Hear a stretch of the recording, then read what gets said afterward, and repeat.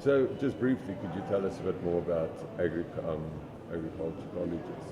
Okay, so basically, Agricolleges is an online college that uses only cloud-based technologies to upskill whoever needs to be upskilled in the sector of agriculture. So we offer both short courses as well as a one-year NQF 4-level course. Okay, so you guys obviously being a college, Yes. you target the youth and you also use an e-platform. Yes. Going back to what Lebo spoke about earlier with everything going on to going digital, Yes. how have you found, have you always been e-learning platform since? In fact, we formed as an e-learning platform because we recognize the gap. You know, we're living through the information age where everything is constantly changing and technology is changing, and people are more and more interacting with technology on a day-to-day basis. So we recognize that space and a gap that existed. You know, there's some institutions that are doing it, like UNISA, but you know, at a much on the ground level, especially where it's important in agriculture, you know, we felt it was important to explore that industry. And the youth, obviously, how do you find the interest in the youth in agriculture? Is there a keen interest in agriculture from the youth? You know, we need to acknowledge how agriculture has been treated in the past. It was very traditional and very unappealing.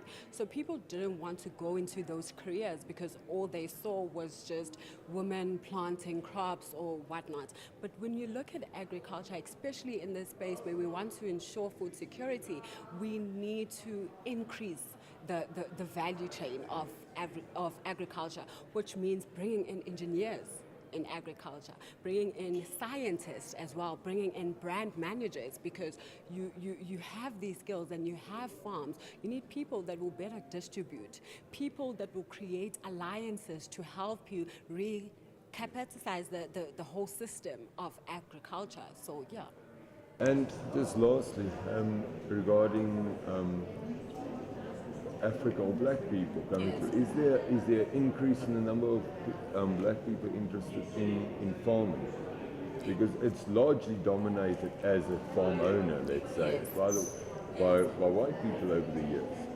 Has there been an upturn in interest from black students in agriculture? I think, you know, we existing in a space where there's a greater external environment, and the great debate, especially in the African context, is land reforms, you know. So, and that talks greatly to agriculture. You know, people are having these conversations because they are saying, we recognize how important the sector is and we want to participate in it, but how do we begin to do that if we don't have the means? So there is an interest in young people coming into agriculture, but the greater challenge will be ensuring the resources.